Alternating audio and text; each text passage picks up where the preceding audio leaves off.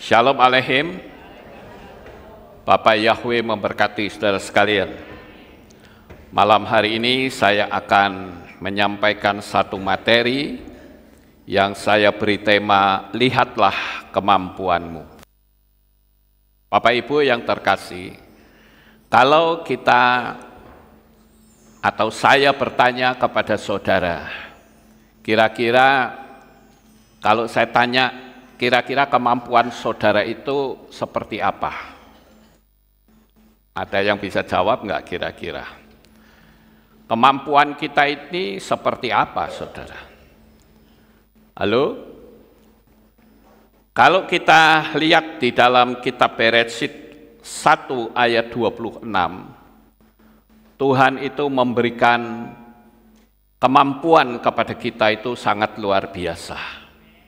Ya, itu adalah apa yang Tuhan sampaikan, bahwa manusia itu dijadikan serupa dan segambar dengan Tuhan. Nah, malam hari ini saya akan menceritakan sebuah kisah fiksi tetapi memiliki arti. Kenapa saya katakan fiksi? Karena ini cerita tentang hewan, saudara-saudara. Di situ diceritakan adanya seekor kelinci. Kelinci ini adalah kelinci yang sangat baik. Dia seringkali menolong banyak orang atau banyak binatang-binatang lain, sehingga kelinci ini disukai oleh seluruh hutan tersebut. Kelinci ini tinggal di sebuah gua. Dan pada suatu hari dia punya kerinduan untuk mencari makanan, tapi kali ini dia akan mencari wortel kesukaannya. Karena selama ini dia hanya makan sayur-sayuran saja, lalu dia mengambil sikap, aku mau cari wortel. Dan tentu saja dia harus meninggalkan gua rumahnya, itu keluar dengan sangat jauh, saudara-saudara. Karena dia harus mencari di mana wortel itu berada. Akhirnya kelinci itu mendapatkan wortel. Dia sangat senang sekali dan dia bawa wortel itu ke rumahnya. Dia bersukacita, dia berlari, dia kembali ke rumahnya. Nah, saudaraku yang terkasih, ketika dia berlari, dia ini terpeleset dan dia jatuh. Tapi untung dia tidak kecebur ke dalam sungai. Dia bisa meraih pohon-pohon kecil yang ada, sehingga kelinci ini tidak kecebur ke dalam sungai tersebut, yang tentu arusnya sangat deras. Lalu kelinci ini karena dia jatuh, maka wortelnya pun ikut jatuh. Tapi sayang sekali wortelnya itu kecebur ke dalam sungai. Sehingga dia mencoba untuk mengikuti wortel yang terbawa arus sungai.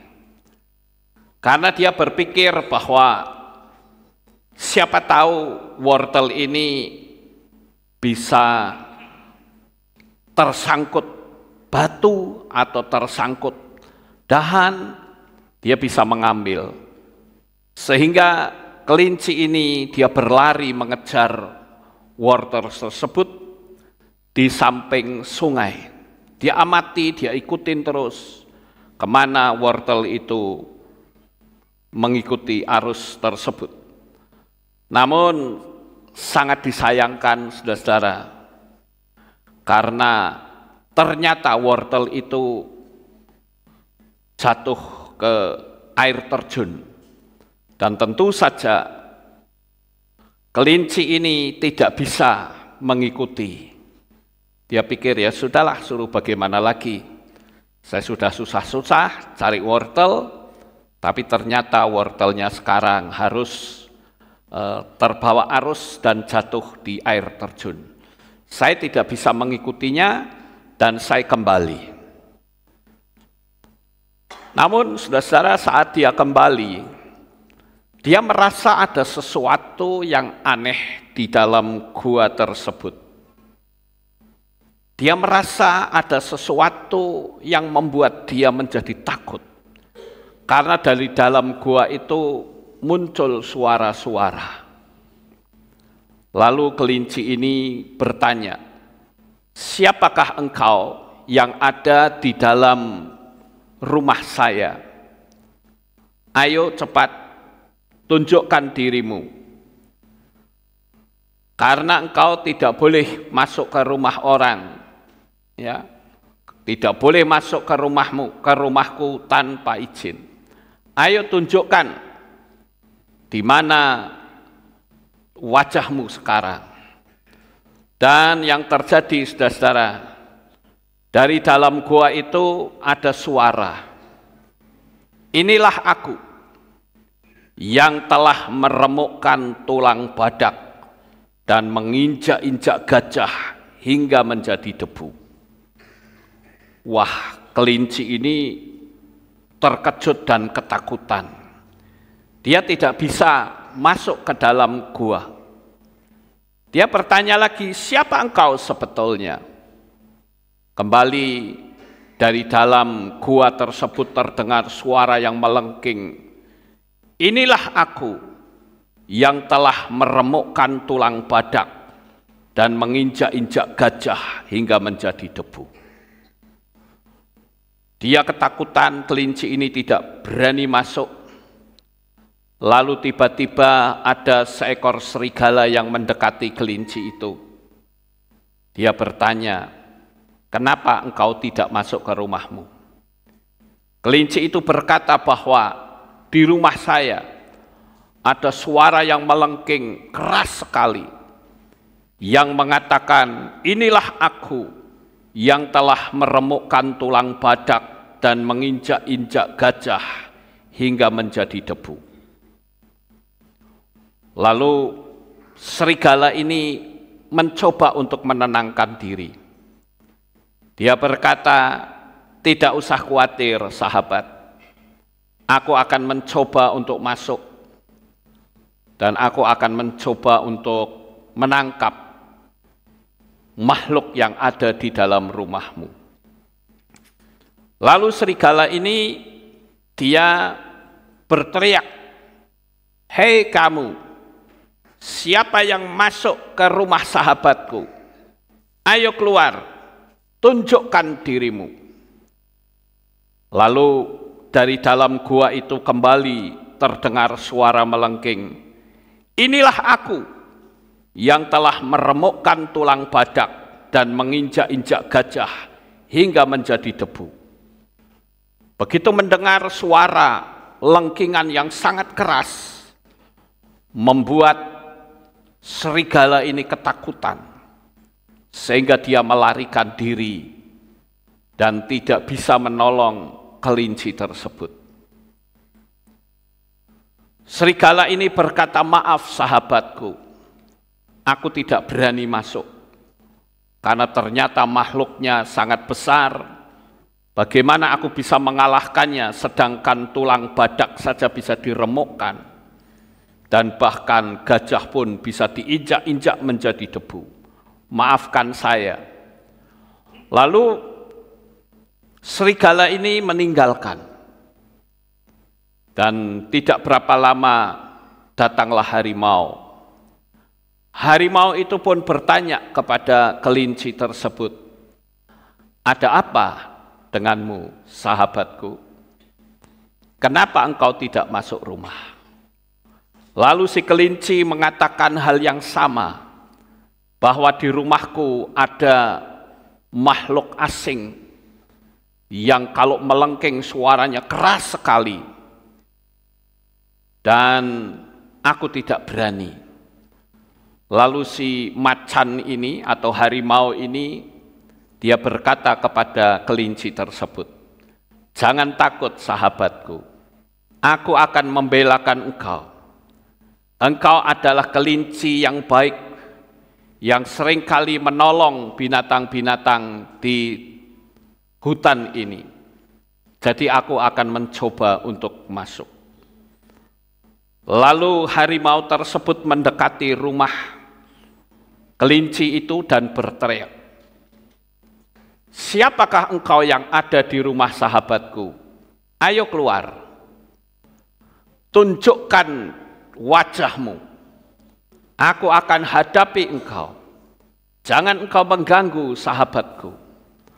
Lalu dari dalam terdengar lagi, "Inilah aku yang telah meremukkan tulang badak dan menginjak-injak gajah hingga menjadi debu." Begitu mendengar suara yang keras, yang bergema dari dalam, harimau ini pun ternyata kecil nyalinya. Sehingga dia berkata kepada kelinci, "Mohon maaf sahabatku, aku tidak bisa tolong kamu. Kalau sampai tulang badak saja bisa diremukkan, dan gajah pun bisa diinjak-injak hingga menjadi debu, apalagi aku. Mohon maaf, aku tidak berani untuk masuk." Lalu singa atau macan ini, macan ini atau harimau ini, dia lari meninggalkan gua tersebut. Kemudian datanglah badak, saudara. Dia bertanya kepada kelinci dengan pertanyaan yang sama. Lalu si badak ini merasa tersinggung dan berkata, "Biar nanti saya hadapi macam apa makhluknya itu." Lalu dia berseru ke mulut gua itu dan berkata, "Hei, siapa kamu yang ada di dalam? Kamu berani menyinggung aku. Akulah badak. Aku yang akan menghancurkan kamu." Tetapi dari dalam terdengar suara lagi yang melengking, "Inilah aku yang telah meremukkan tulang badak dan menginjak-injak gajah hingga menjadi debu." Wah, tanpa disadari, badak ini pun ketakutan. Badak ini lari tunggang langgang. Dia juga memohon maaf kepada sahabatnya, "Maafkan saya sahabat, saya tidak berani untuk masuk." Karena ternyata makhluknya bersuara saja melengking dengan keras sekali, "Maafkan saya tidak berani menghadapi makhluk ini." Dan ternyata saudara, badak ini pun lari meninggalkan rumah si kelinci. Lalu tiba-tiba datanglah seekor gajah. Dan gajah itu pun bertanya kepada kelinci, "Ada apa sahabatku? Kenapa engkau gemetar dan ketakutan?" Kelinci berkata, "Aku tidak berani masuk rumah, karena di dalam rumahku ada makhluk yang menggelegar suaranya, yang berkata kalau makhluk itu bisa meremukkan tulang badak dan menginjak-injak gajah hingga menjadi debu." Lalu gajah ini merasa tersinggung dan berkata, "Coba saya akan hadapi. Seperti apa makhluknya? Berani-beraninya dia mengganggu sahabatku, dan bahkan dia berani sesumbar untuk menghancurkan diriku menjadi debu." Lalu dia mendekati gua tersebut dan bertanya, "Hei kamu, makhluk yang ada di dalam, siapakah engkau? Ayo keluar. Aku akan hadapi engkau sekarang. Aku akan tunjukkan bahwa engkau tidak mampu untuk menghancurkan aku." Lalu makhluk itu pun berseru dengan suara yang keras, inilah aku yang telah meremukkan tulang badak dan menginjak-injak gajah hingga menjadi debu. Wah, gajah ini ketakutan, saudara. Ini makhluk apa suaranya kerasnya seperti itu? Dia kebingungan. Semua binatang-binatang yang hebat ternyata lari meninggalkan rumah dari kelinci itu. Lalu datanglah seekor katak. Dan kelinci itu agak sedikit mengejek kepada katak. Hei katak, mampukah engkau menghadapi makhluk yang bersuara keras dari dalam gua itu? Karena suaranya keras, banyak sahabat-sahabatku, baik itu serigala, macan atau harimau, kemudian badak dan gajah ketakutan. Oke, saya akan hadapi makhluk itu. Lalu katak ini pun masuk ke dalam gua. Sementara binatang-binatang yang tadi berlarian, ternyata dia datang lagi dan menyaksikan apa yang terjadi. Makhluk apakah yang berani menantang binatang-binatang besar? Dan kali ini dia ingin nonton bagaimana reaksinya ketika didatangi oleh katak tersebut. Dan katak itu masuk ke dalam gua dan berkata, "Hei, kamu siapa? Aku tidak akan takut menghadapi kamu. Saya tidak peduli kamu itu siapa. Ayo keluar kalau berani."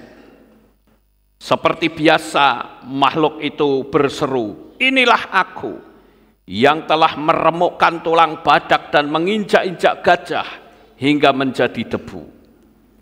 Lalu si katak berkata, "Kamu jangan sesumbar, keluar kalau berani. Akulah yang akan menghadapi kamu. Kalau kamu keluar, kita bertarung di depan, jangan di dalam." Lalu apa yang terjadi, saudara? Makhluk itu keluar.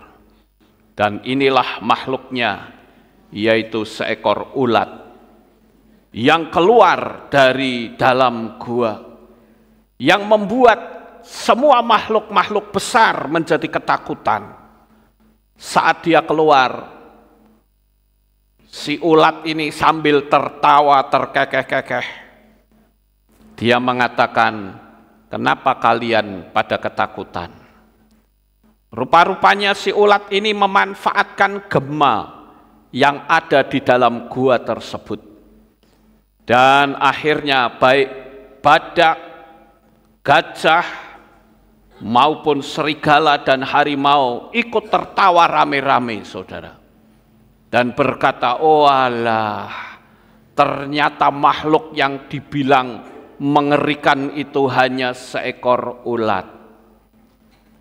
Dan ternyata ulat keluar sambil tertawa kecil dan berkata, "Kenapa kalian ketakutan dengan suara yang menggelegar?"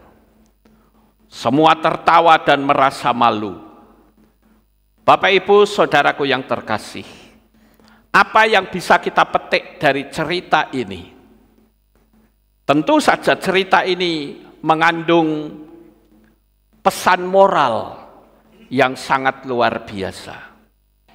Dan saya menemukan ada beberapa hal yang sangat penting untuk kita bisa sama-sama pelajari untuk menjadi bekal di dalam kehidupan kita. Dari cerita ini saya menemukan beberapa. Yang pertama adalah masalah kecil bisa menjadi besar jikalau kita tidak tahu cara mengatasinya. Oleh karena itu, banyak-banyaklah belajar dari kesuksesan orang lain. Tidak perlu gengsi. Kebanyakan orang terlalu tinggi gengsinya, sehingga dia tidak mau belajar dari orang lain. Bapak Ibu, saudaraku yang terkasih, kita sebagai anak-anak Bapa Yahweh tentu diajarkan untuk kita memiliki hati yang tulus. Kita memiliki hati yang baik dan kita perlu terus belajar agar kita tahu kehendak dari Tuhan. Kita perlu belajar agar supaya perjalanan hidup kita akan semakin bertumbuh maju. Kenapa kadangkala kita bisa melihat hanya seekor ulat saja, makhluk-makhluk atau binatang-binatang besar itu ketakutan? Karena sekalipun ulat itu kecil, namun dia mampu untuk memanfaatkan gema yang ada di dalam gua tersebut, sehingga suara dari ulat itu menggelegar, membuat makhluk-makhluk besar itu ketakutan. Saudaraku yang terkasih, kita tentu tahu di dalam perjalanan hidup kita ini, kadangkala kita berhadapan dengan sebuah masalah yang sebetulnya kecil, tetapi karena suaranya itu menggelegar, menakutkan, itu membuat nyali orang-orang yang seharusnya berani menghadapinya, dia menjadi kejut, dia menjadi berkecil hati. Oleh karena itu, mari kita belajar. Di dalam menjalani kehidupan ini ada banyak sekali pengalaman-pengalaman baru yang Tuhan ingin berikan kepada kita. Dan kita sebagai anak-anak Bapa Yahweh, kita harus menyadari bagaimanakah kita bisa mengalahkan kehidupan di dunia ini. Yang menjadi pertanyaan bagi kita, apakah benar kita juga mempelajari kehidupan di dunia ini? Kita merenungkan, kita mengandalkan Bapa Yahweh. Kita harus tahu Bapak Ibu, sekalipun kita kecil seperti ulat itu, namun ketika kita meminta pertolongan dari Bapa Yahweh, Bapa Yahweh yang Maha Kuasa itu ibarat seperti suara yang menggema yang ada di dalam gua tersebut, yang membuat semua hambatan, semua tantangan bisa diselesaikan. Kemudian yang kedua, saudara, apa yang bisa kita petik pelajaran dari cerita fiksi tadi?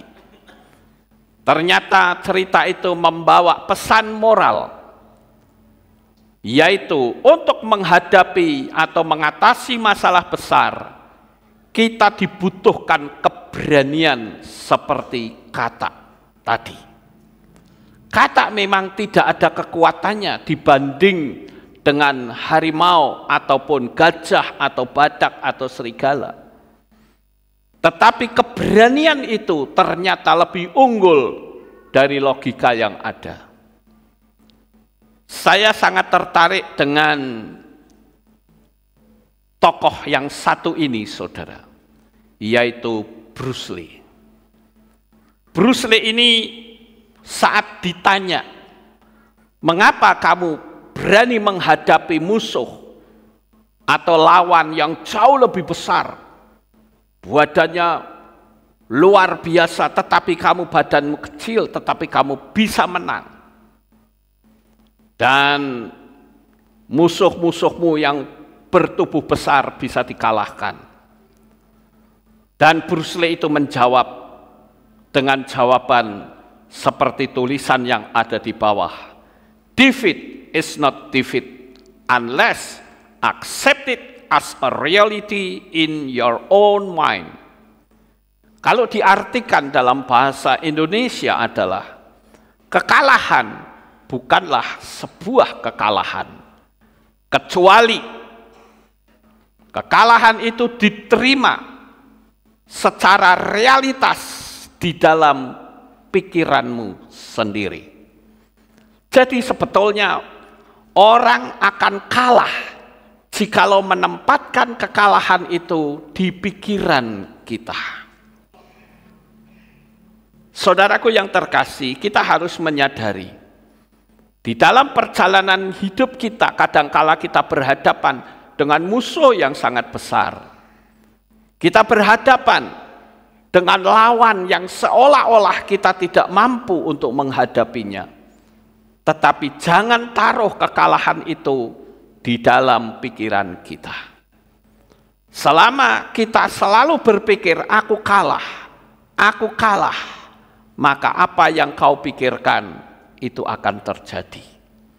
Selama Bruce Lee mengambil sikap, waduh musuhku besar, maka yang terjadi adalah seluruh kemampuan dia sudah kalah terlebih dahulu. Dan ketika bertarung, maka yang terjadi adalah betul-betul mengalami kekalahan. Saudaraku yang terkasih, terkadang ketika kita berhadapan dengan musuh, itu tidak seperti ekspektasi yang ada dalam pikiran kita. Kita berpikir musuh kita itu kecil, tetapi ternyata faktanya musuh kita itu lebih besar dari kemampuan kita. Namun demikian, jangan kita tempatkan kekalahan itu di pikiran kita. Kita akan belajar seperti Bruce Lee. Tubuh boleh kecil, musuh boleh besar. Tetapi kalau yang ada di dalam pikiran itu adalah kemenangan, maka kemenanganlah yang terjadi. Bapak Ibu saudaraku yang terkasih, mari kita mempelajari dalam perjalanan realita hidup kita, agar kita selalu berpikir, aku adalah seorang pemenang. Percayalah bahwa bersama dengan Bapa Yahweh, di dalam Yeshua HaMasyiah dan Roh Kudus, kita akan selalu tampil sebagai pemenang. Masalah kita itu banyak, saudara. Apakah masalah ekonomi, masalah rumah tangga, masalah studi, masalah karier, masalah apa saja. Tetapi jangan tempatkan kekalahan itu ada di pikiran kita. Ini adalah nasihat dari Bruce Lee. Defeat is not defeat unless accept it as a reality in your own mind. Jangan tempatkan kekalahan itu di pikiran kita. Sekarang yang ketiga, berlari atau menghindari masalah tidaklah menyelesaikan apapun. Kadangkala kita seringkali menemukan orang-orang ketika dia berhadapan dengan masalah yang besar, dia mengambil sikap untuk lari meninggalkan masalah tersebut. Tetapi malam hari ini, ketika kita diajarkan oleh firman Tuhan bahwa kita itu adalah anak-anak Bapa Yahweh, percayalah, ada ayat yang mengatakan apabila engkau jatuh, takkan sampai tergeletak, sebab tangan Tuhan menopang dalam kehidupan. Hari ini saudaraku yang terkasih, ayo kita hadapi tantangan sebesar apapun. Ketika kita berlari, itu sudah membuktikan bahwa kita sudah kalah sebelum berperang. Ada banyak sekali orang-orang yang memiliki tipe seperti ini. Dia lebih cenderung untuk melarikan diri ketimbang menghadapi masalah apapun resikonya. Jadi ini adalah salah satu pembelajaran bagi kita. Sama seperti katak sekalipun kecil, yang penting dia coba untuk menghadapi makhluk itu. Dan ternyata yang keluar bukan makhluk raksasa, tetapi hanya seekor ulat. Sambil tertawa mengejek binatang-binatang besar yang tadi ketakutan, dia menjadi malu. Kemudian yang keempat, saudara-saudara, Jangan juga remehkan masalah kecil atau sekecil apapun. Segera selesaikan atau dia akan berubah menjadi monster dalam hidupmu. Kalau saudara membaca di dalam kitab Yosua 11 ayat 22, maka Yosua menghancurkan kota-kota, namun ditinggal di 3 tempat, di Gaza, Gad, dan Asdod. Saudara yang terkasih, Yosua ini meremehkan masalah atau kota-kota yang kecil. Dia berpikir, ini kota kecil ini mah gampang saya kalahkan. Tetapi akibat dia meremehkan 3 tempat yang dianggap kecil, maka berakibat fatal. Ini sama seperti ketika kita menganggap dosa-dosa yang kecil, kita anggap, itu nggak apa-apa, itu mah kecil. Tapi akan mendatangkan masalah yang besar, yang akan membuat bangsa Israel menjadi kewalahan. Seperti saudara ketahui, ketika Yosua meremehkan Gaza, maka terjadilah pendekar Filistin, orang-orang Filistin yang menjadi pengacau, mengganggu kehidupan bangsa Israel. Sehingga Tuhan membangkitkan Simson.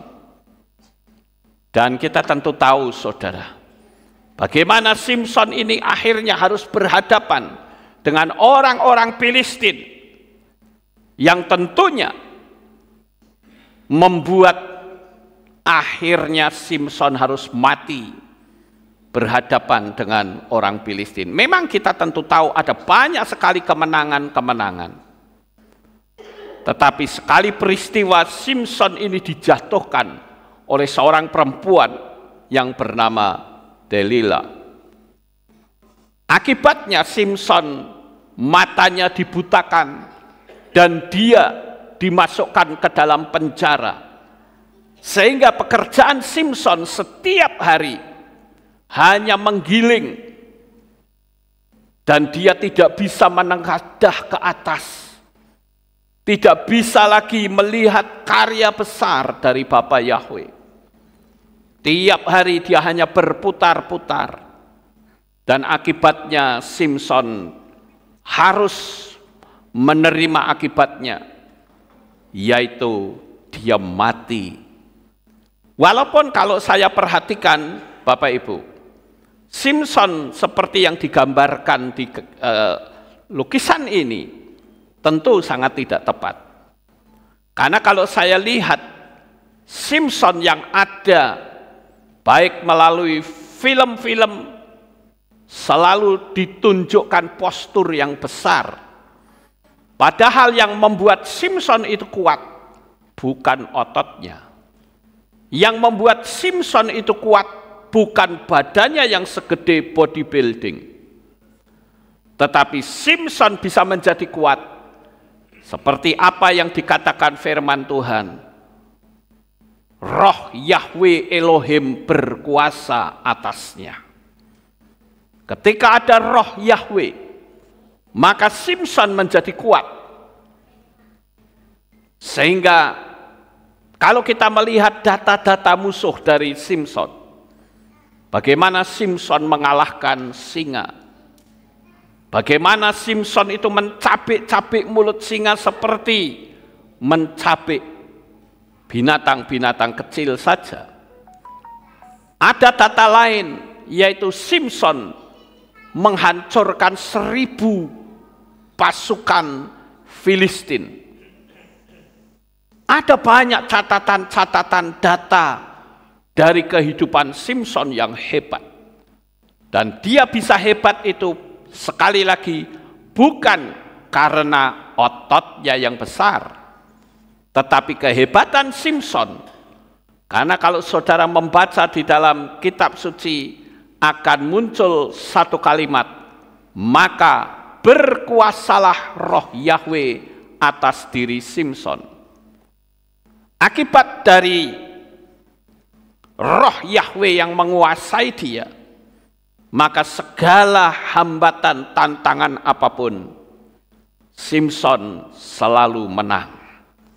Tetapi sayang sekali kehebatan orang ini ternyata hanya bisa ditaklukkan oleh seorang perempuan. Bapak Ibu Saudaraku yang terkasih, setiap manusia tentu memiliki kelemahan. Setiap manusia tentu memiliki kekurangan. Dan ada satu pepatah yang mengatakan, orang yang kuat adalah orang yang mengerti kelemahannya sendiri. Jadi di sini kita perlu mempelajari dan kita perlu merenung pada diri kita masing-masing. Apa sebetulnya yang menjadi kelemahan dalam hidupku? Aku percaya ketika kelemahan itu kita serahkan kepada Tuhan, maka kelemahan itu menjadi suatu kekuatan yang sangat besar. Ini adalah ketika Yosua meremehkan kota Gaza. Kemudian yang kedua yaitu ketika Yosua meremehkan kota Gad, saudara. Dan kalau kita melihat, ternyata di kota Gad itu muncul pendekar Filistin yang bernama Goliat. Sehingga orang-orang Israel menjadi bahan tertawaan. Orang-orang Israel menjadi bahan olokan. Dan tidak ada satupun manusia yang berani menghadapi Goliat ini, saudara. Apalagi kalau kita membaca di kitab suci, di ayat-ayat yang lain, di sana muncul orang yang segede Goliat ini yang namanya Lahmi. Itu juga raksasa-raksasa. Bahkan ada yang jari kaki dan tangannya itu jari-jarinya ada 6 bukan 5. Saudaraku yang terkasih, saudara bisa bayangkan bagaimana bangsa Israel yang pada waktu di rumah berani berteriak-teriak dan berkata, kita kalahkan orang Filistin. Tapi begitu sampai di medan peperangan, begitu melihat lawannya besar, nyali mereka menjadi ciut. Dan tidak ada satu orang pun yang berani menghadapi Goliat. Bahkan setiap hari kalau kita baca, Saul hanya memimpin pasukannya untuk dijadikan olok-olokan. Nanti sore hari barisan dibubarkan, mereka kembali ke kemah. Besoknya datang lagi, diolok-olok lagi, sorenya dia kembali ke kemah. Tiap hari seperti itu. Tetapi di sini ada seorang pemuda yang bernama Daud. Daud ini bukanlah seorang tentara. Daud ini juga tidak pernah berlatih perang. Dia adalah seorang penggembala domba. Dombanya pun tidak banyak, paling juga 3-4 ekor saja. Tetapi ada hal yang menarik yang kita bisa pelajari dari Daud ini, saudara. Yaitu dia setia dalam pekerjaannya. Sekalipun 3-4 ekor saja, dia dengan setia menggembalakan. Nah, di sini saya sedikit menyinggung untuk teman-teman yang menjadi seorang gembala. Kadangkala banyak sekali gembala-gembala yang tidak memelihara jemaat. Kadangkala juga gembala-gembala seringkali bepergian. Saya menghendaki agar supaya gembala selalu jaga gawang. Saya tidak anti kalau gembala itu mau pergi silahkan, tetapi harus cari penggantinya. Supaya domba-domba itu tetap diawasi, tetap ada dalam pengawasan yang ketat. Apalagi di zaman akhir ini banyak sekali pengajar-pengajar sesat, banyak sekali gembala-gembala palsu, banyak sekali binatang-binatang buas yang berusaha untuk mencaplok domba-domba yang sudah diselamatkan. Nah, kita perlu belajar seperti Daud. Daud ini setia dalam tugas. Dan bukan cuma itu saja Bapak Ibu, kalau kita mau mempelajari Daud ini, dia punya nyali, punya keberanian. Setiap saat ketika dia menggembalakan domba, Daud itu memainkan musik. Dan domba-domba itu menjadi tenang, menjadi teduh dengan musik yang dimainkan oleh Daud. Namun kadangkala Daud juga harus meletakkan musiknya. Dia mengambil ketapel atau gada atau tombak. Saat dia berhadapan dengan singa, saat dia berhadapan dengan beruang, dan binatang-binatang buas yang lain seperti serigala. Dan di sini kita melihat saudara, melalui pengalamannya saat Goliat ini mencoba untuk menantang pasukan Israel, maka Daud muncul dan dia berani menghadapi tantangan yang ada. Kadangkala kebanyakan orang itu mengalami kekalahan ketika dia tidak punya nyali. Ketika dia belum apa-apa sudah ketakutan, tetapi Daud berani berkata, siapakah orang yang tak bersunat ini, yang berani mengolok-olok pasukan Israel? Dengan gagah berani, dia berhadapan dengan Goliat. Sekalipun pada waktu itu sedikit dihambat oleh Saul, karena Saul berpikir kalau kita mau perang harus memakai pakaian ketopong, itu resminya seperti itu.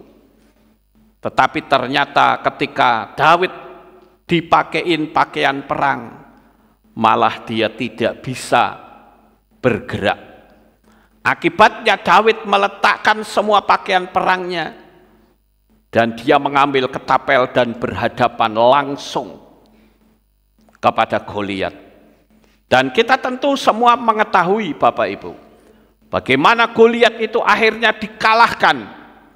Dan ketika Goliat itu roboh, maka Daud dengan cepat sekali dia ambil pedang yang dimiliki oleh Goliat dan dipenggalnya kepala Goliat itu. Ini adalah salah satu contoh yang luar biasa. Memang kita tahu bahwa kemenangan dimiliki oleh Daud. Namun demikian saudara, saya rasa kalau misalnya Yosua tidak meremehkan kota Gad, maka tidak akan muncul raksasa Goliat ini. Jadi di sini kita perlu mempelajari bagaimana kita tidak boleh meremehkan hal-hal yang kecil. Karena kalau hal yang kecil kita remehkan, ternyata itu bisa menjadi masalah yang besar. Kemudian yang ketiga, yang tadi ditinggalkan oleh Yosua, yaitu Gaza, Gad, dan Asdod.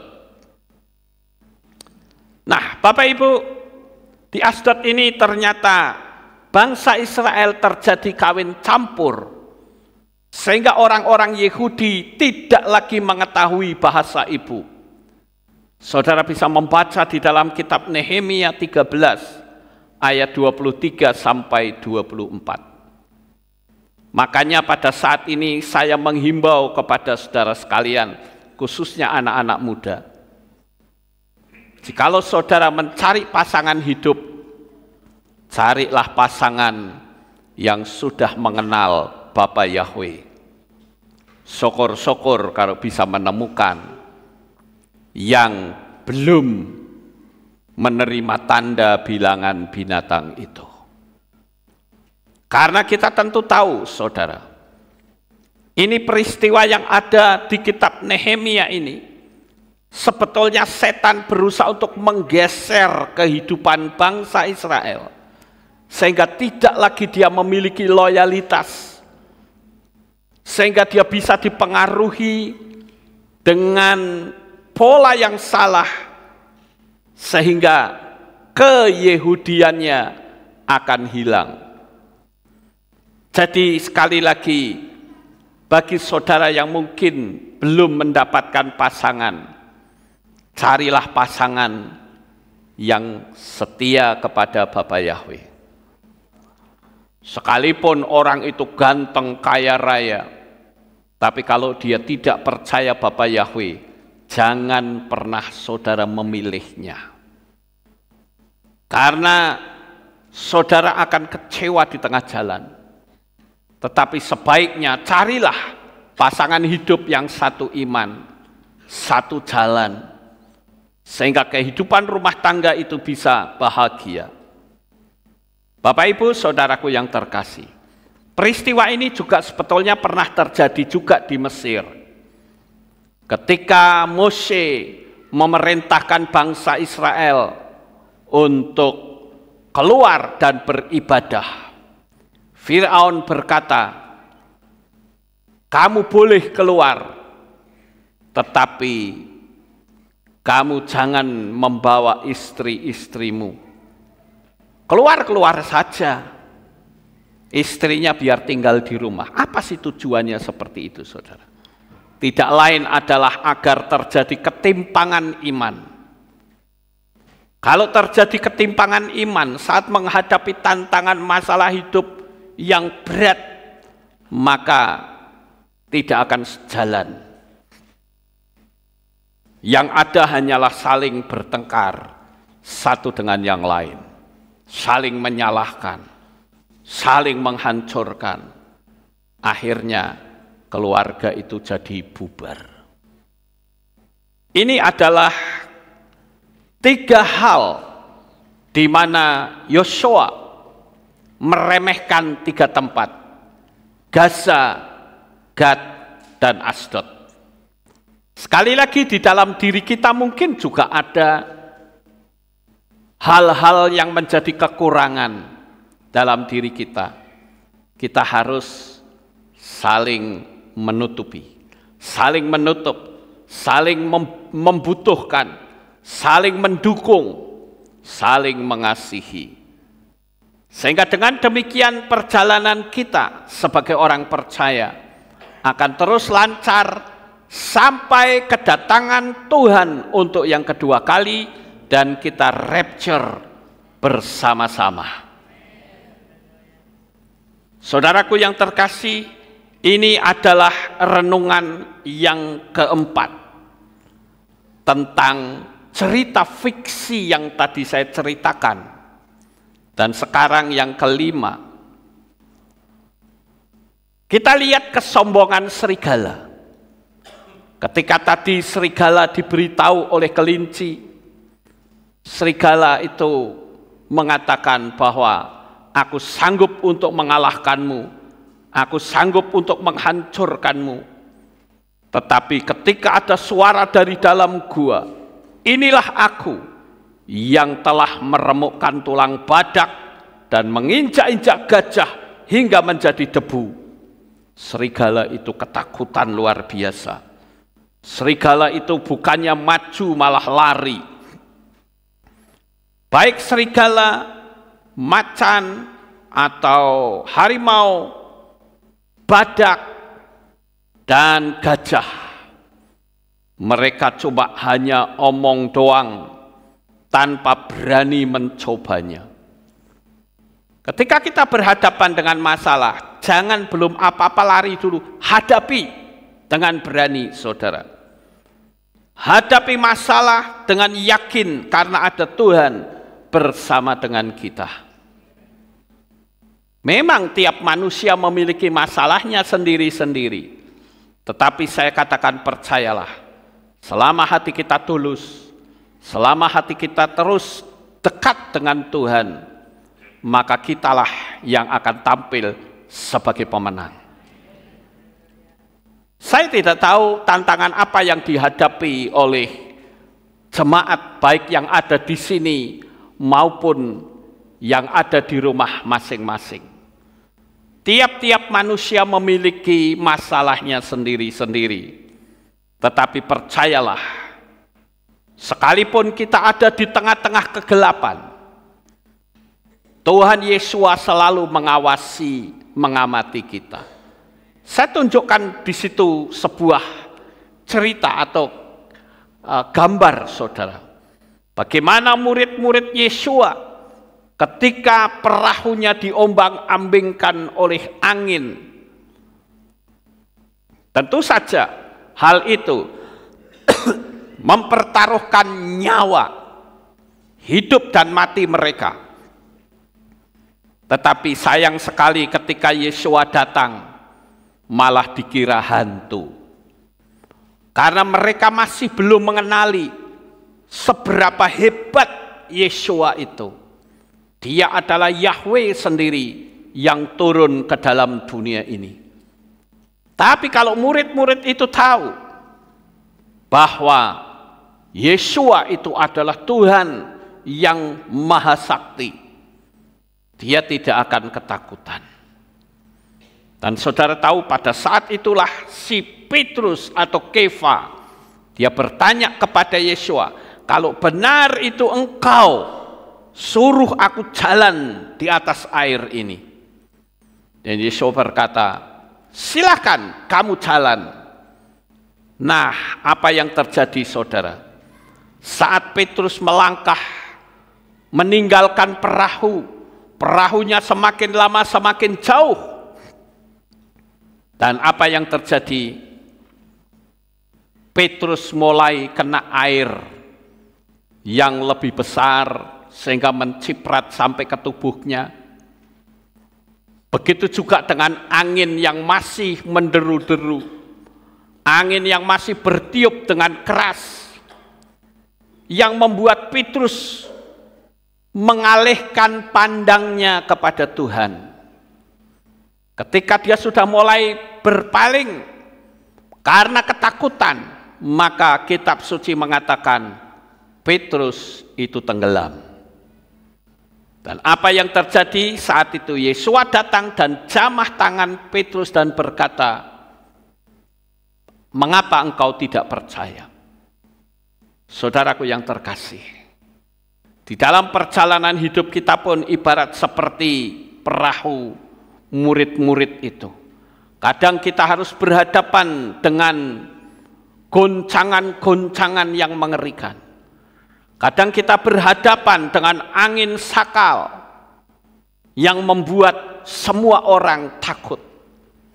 Tetapi saya katakan selama pandangan mata kita tertuju kepada Tuhan Yeshua HaMashiach, saya katakan sekali-kali engkau tidak akan tenggelam. Air boleh menciprat ke tubuhnya, angin boleh bertiup dan membuat jalanmu menjadi oleng, tetapi sekali-kali engkau tidak akan tenggelam selama pandangan matamu tertuju kepada Yeshua HaMashiach. Dia akan selalu ada dalam pertolongan untuk membela dan menolong kita. Ini mereka berhadapan dengan mati hidup loh, saudara. Tetapi murid-murid tidak takut. Dia yakin bahwa Yesua pasti memberikan pertolongan. Walaupun awalnya itu takut. Saya tahu bahwa tiap manusia itu punya naluri seperti itu. Wah, kenapa kok seperti ini? Tetapi yakinlah, selama kita memandang kepada Tuhan, Tuhan akan selalu menjadi pelindung dalam hidup kita. Sekarang yang keenam, saudara. Tidak ada kemenangan tanpa adanya perlawanan pada masalah kita. Kalau saudara melihat di dalam Yosua 1 ayat 19, saudara menemukan di sana bagaimana hebatnya pertolongan dari Bapa Yahweh. Ya, kita baca Yosua 1 ayat, aduh ini saya salah ketik ini ya. Contohnya adalah Yosua. Ya. Itu ketika dia bisa mengalahkan tembok Yeriko. Ya, mungkin ini Yosua 10 kali ya. Saya salah ketik ini.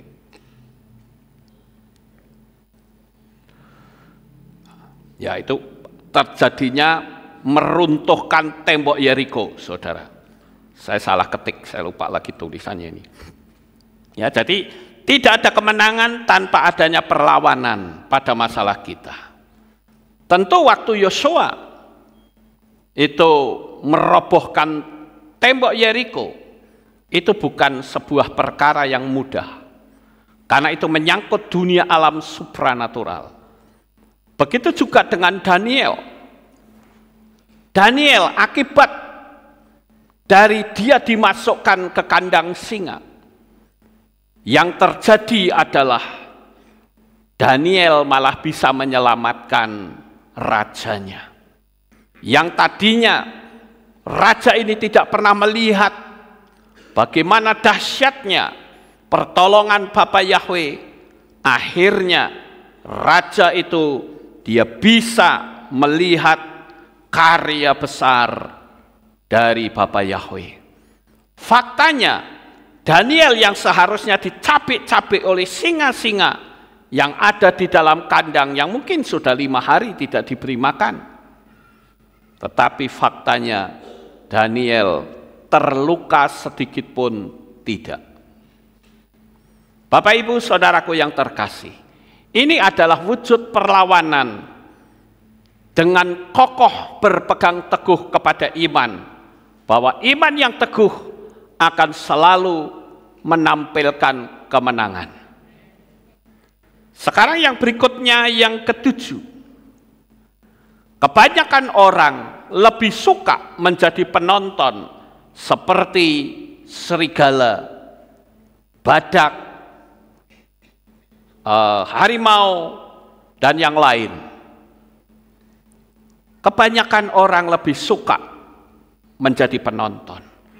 Kalau saudara melihat di gambar ini, penonton itu bisanya bikin rusuh, saudara. Penonton tidak mau menjadi pelaku. Dan ketika kemenangan terjadi, penonton juga tetap menonton bahwa jagoannya mendapatkan piala, mendapatkan reward, tapi dia hanya bisa bertepuk tangan saja. Penonton itu hanya bisa, orang Jawa bilang maido. Penonton itu hanya bisa mencemooh. Tetapi berbeda dengan pemain. Pemain dia berlatih luar biasa. Dia tentu berharap untuk mendapatkan kemenangan. Kalau saudara melihat di gambar ini, kadangkala pertandingan sepak bola itu selalu diwarnai dengan perkelahian.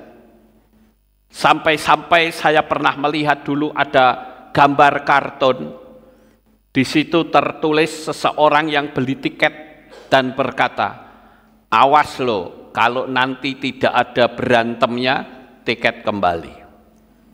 Jadi sebetulnya yang ingin ditonton itu sepak bolanya atau berantemnya.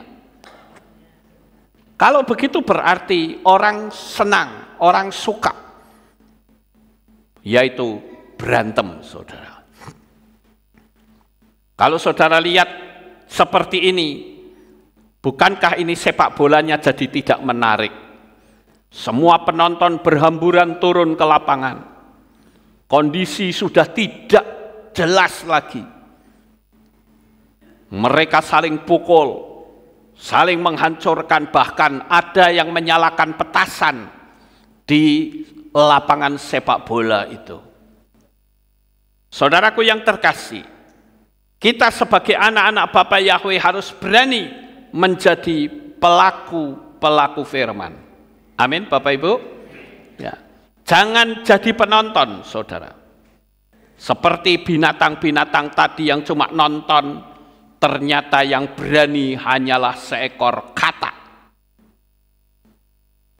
Saya yakin selama kita berani maju, tampil sebagai pemenang, kita berani maju, kita akan tampil dan akan mendapatkan reward dari Tuhan. Sekarang yang ke-8, hargailah diri sendiri, karena setiap manusia memiliki kemampuannya masing-masing yang Bapa Yahweh berikan. Jangan mengecilkan diri sendiri. Saudaraku yang terkasih, pada saat saudara berkaca di depan kaca, apa yang saudara rasakan?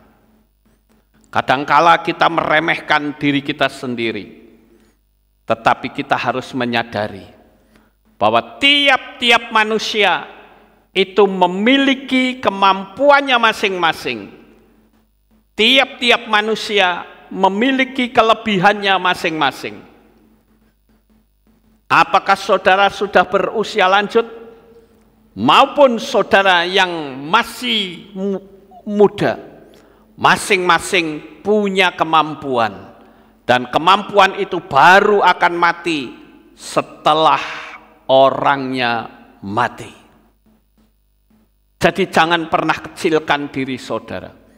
Yakinlah, sekali-kali saudara perlu ngaca dan berkata, engkau hebat, engkau orang yang luar biasa yang diberi kemampuan oleh Tuhan. Tapi kalau orang tidak pernah ngaca diri, atau ketika ngaca, aduh aku kok seperti ini, wah repot saudara. Jadi mari kita belajar untuk kita menjadi orang-orang sadari bahwa diri saudara, baik yang ada di tempat ini maupun para subscriber atau viewer yang menonton video ini, saya katakan engkau adalah orang hebat. Engkau adalah orang yang memiliki kelebihannya masing-masing.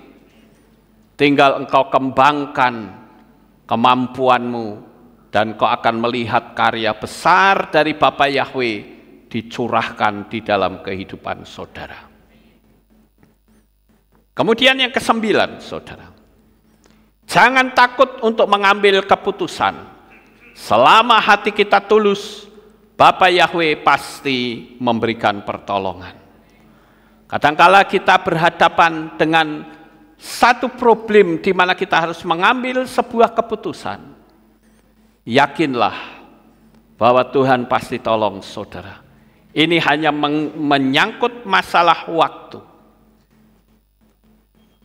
Kadangkala ada seorang pemuda yang harus mengambil keputusan, si A atau si B yang menjadi pasangan hidup saya.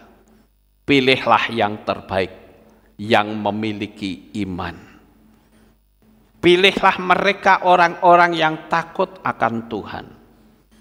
Sehingga perjalanan hidup saudara akan semakin indah, semakin diberkati, dan hidup penuh dengan damai sejahtera. Saudara yang terkasih, saya beberapa waktu ini saya konseling dengan seseorang, di mana tiap hari dia bilang, saya tiap hari dipukuli oleh suami. Wajah saya itu biru-biru. Saya sering dimaki-maki, muka saya diludahi oleh suami saya. Saya katakan, kamu kenapa pilih orang yang macam begitu? Tapi dulunya baik, Pak. Dulunya itu care dengan saya. Tapi sekarang, ketika dia tersinggung, muka saya digampari, pukulin, dan wajah saya diludahi. Waduh, repot kalau kayak gitu, saudara. Istri dijadikan sparring partner karena salah memilih. Hari ini ayo kita pikirkan. Yang pertama, saudara sudah memilih dengan pilihan yang tepat, yaitu memilih memanggil nama Bapa Yahweh di dalam Adonai Yeshua HaMashiach. Pilihan yang berikutnya adalah saudara juga sudah mengambil pilihan yang tepat. Saudara bisa saja tidur pada sore ini, bisa saja saudara nyantai di rumah, tapi saudara mengambil sikap untuk datang ke tempat ini. Itu adalah sebuah pilihan yang saya katakan sangat tepat. Kita selalu mengandalkan kekuatan dari Bapa Yahweh di saat menghadapi tantangan-tantangan yang berat. Kemudian yang berikutnya, yang ke-10, ini yang terakhir, saudara-saudara. Ketakutan akan membuat masalah kecil menjadi nampak besar. Seperti ulat yang menakut-nakuti dengan suaranya yang menggema di dalam gua. Padahal ketika dia keluar sambil tersenyum-senyum, semua binatang-binatang merasa malu karena hanya ditakut-takuti oleh ulat yang memanfaatkan gema di dalam goa. Oleh karena itu, saudara, saya katakan janganlah kita ketakutan. Kemarin saya juga diceritain oleh seorang teman, ada seorang pendeta ketika dikasih tahu tentang nama Yahweh, dia katakan, ya aku percaya itu sebuah kebenaran. Tetapi aku takut untuk membawa kepada jemaat. Aku takut untuk aku sampaikan. Saya katakan, coba kamu kasih tahu. Pendeta itu punya kerjaan enggak? Tidak. Oh, berarti sama dengan saya. Dan saya katakan bahwa kehidupan pendeta yang tidak bekerja itu artinya dia dikasih makan oleh jemaat. Masa tahu kebenaran kok malah tidak disampaikan? Itu keji dan jahat sekali. Seharusnya dia sampaikan kebenaran itu supaya jemaat diselamatkan. Tetapi sayang sekali, karena pendeta itu tidak punya nyali, akhirnya menurut teman saya, dia kembali ke pola lama. Bahkan dia sangkali semua. Lalu dia katakan, kalau saya disuruh ikut pendeta macam kayak gini, bahaya hidup saya. Saya ternyata tahu bahwa Pak Pendeta ini cuma cari amannya saja, supaya bisa diterima oleh jemaat yang anti dengan nama Yahweh. Ada lagi yang lebih parah, yaitu mencampur-campur nama kudus Bapa Yahweh dengan nama yang cemar. Saya bahkan mengatakan kalau Anda itu masih nanggung, lebih baik nggak usah panggil. Kalau saudara memanggil nama kudus Bapa Yahweh dan mencampur yang cemar, itu sebuah kekejian di mata Tuhan. Saya harus katakan ini agar supaya kehidupan teman-teman saya ini jangan sampai menjadi ketakutan. Sebetulnya takut oleh bayangannya sendiri.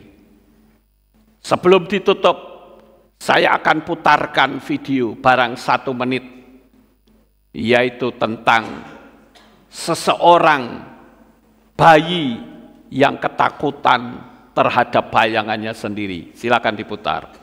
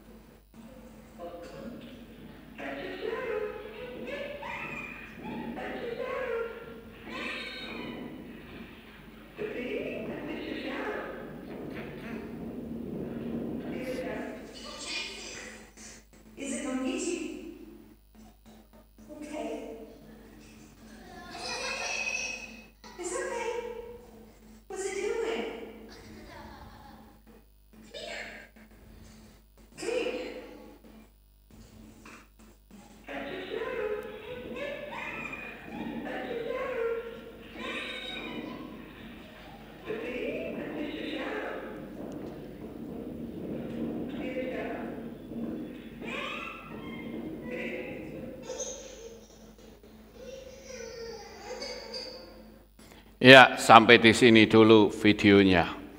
Bapak Ibu, saudaraku yang terkasih, mungkin ketika kita menyaksikan video tadi, kita tertawa. Kenapa hanya bayangannya sendiri saja takut?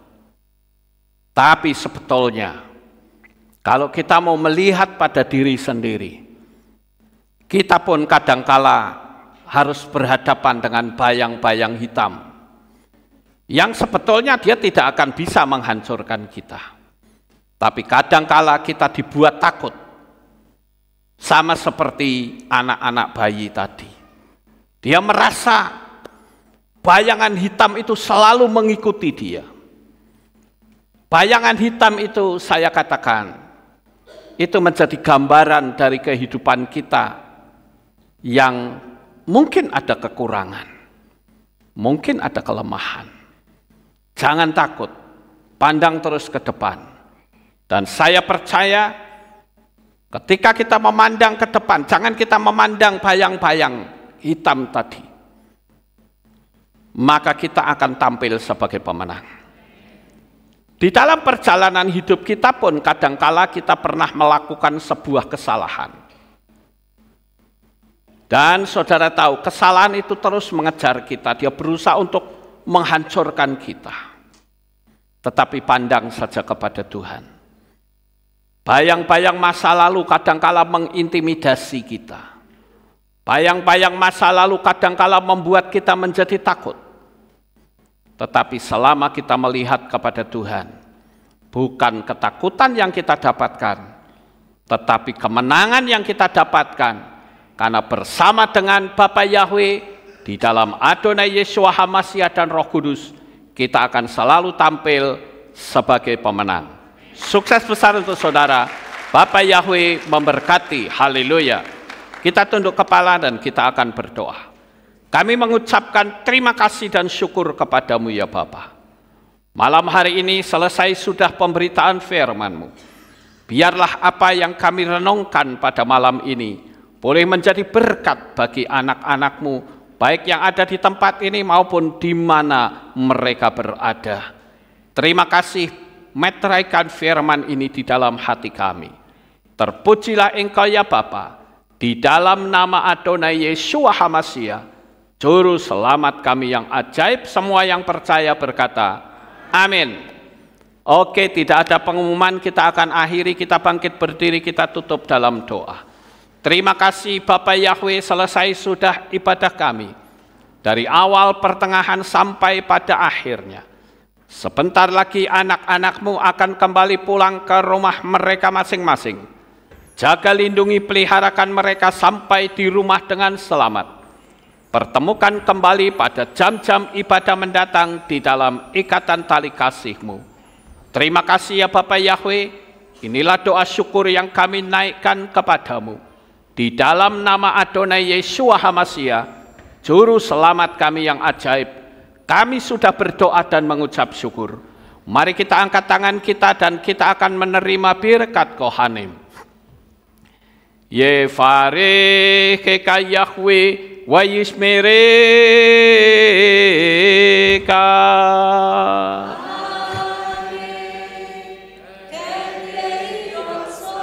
Yair Yahweh panau eleka vichuneka.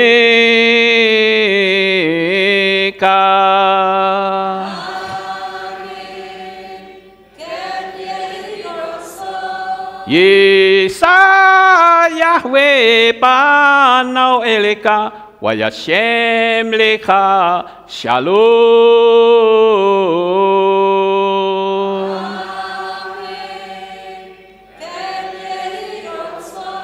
Baruk atabair ufaruk atabasadeh. Engkau akan diberkati di kota dan kau akan diberkati di ladang. Baruk peripit deh kau friat mat ka ofri fahem teka shekar ala peka wa esterot soneka. Diberkatilah buah kandunganmu, diberkati hasil bumimu, diberkati hasil ternakmu, anak-anak lembumu dan anak-anak dombamu. Baruk tanah kau misar teka, diberkatilah bakulmu dan tempat adonanmu. Baruk ata boboy kau faruk ata betseteka, dan kau akan diberkati pada waktu engkau masuk dan engkau akan diberkati pada waktu engkau keluar. Baruk ata Yahweh Elohenu melek haolam. Besem Yeshua Hamasya Waruah HaKodes Kile Olam Faed. Kami sudah berdoa dan mengucap syukur. Haleluya. Amin.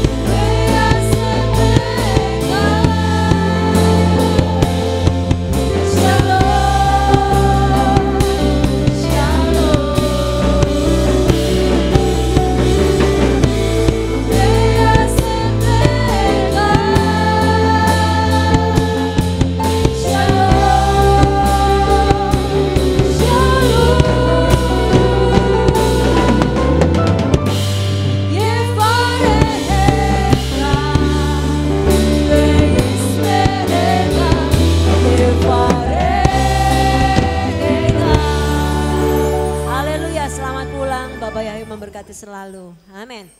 Haleluya.